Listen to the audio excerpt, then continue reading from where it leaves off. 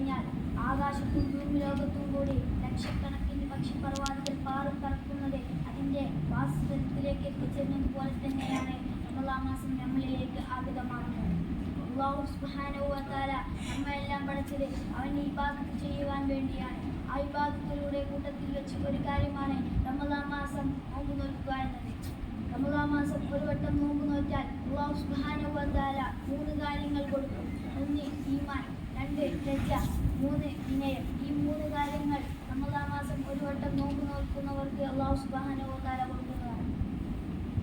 റമളാൻ മാസം ഈമാനോടുകൂടി നോമ്പെടുത്താൽ സല്ലല്ലാഹു അലൈഹി വസല്ലം റമളാനിൽ ഈമാൻ ഇഹ്തിസാബൻ അഫറലഹു മാ ഖദ്ദമത് മിൻ ദംബിഹി.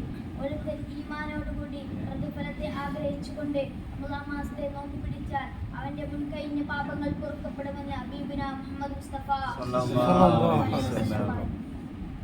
റമളാൻ മാസം കടന്നു വന്നാൽ ആകാശത്തിന്റെ വാതിലുകൾ തുറക്കപ്പെടും, നരകത്തിന്റെ വാതിലുകൾ അടക്കപ്പെടുമെന്ന് മുഹമ്മദ് മുസ്തഫ സല്ലല്ലാഹു അലൈഹി വസല്ലം.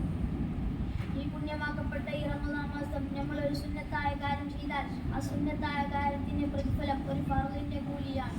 അതുകൊണ്ട് നമ്മൾ സുന്നത്തായ കാര്യങ്ങളെല്ലാം ചെയ്യുക. നമ്മൾ ഈ മാസം ഇത് ദുആ ചെയ്താലും ആ ദുആക്കെല്ലാം ഇജാബത്ത് കിട്ടുന്ന മാസമാണ്. അതുകൊണ്ട് നിങ്ങൾ ദുആ ചെയ്യുക. ഇത് ഖുർആനിന്റെ മാസമാണ്. ഖുർആൻ പാരായണം ചെയ്യുക. ഇത്രയും പറഞ്ഞുകൊണ്ട് ഞാൻ നിർത്തുന്നു. വാഹിറു ദഅവാനാ അൽഹംദുലില്ലാഹി റബ്ബിൽ ആലമീൻ. വസിക്കും ബിദ്ദുആ. അസ്സലാമു അലൈക്കും വറഹ്മത്തുള്ളാഹി വബറകാതുഹു.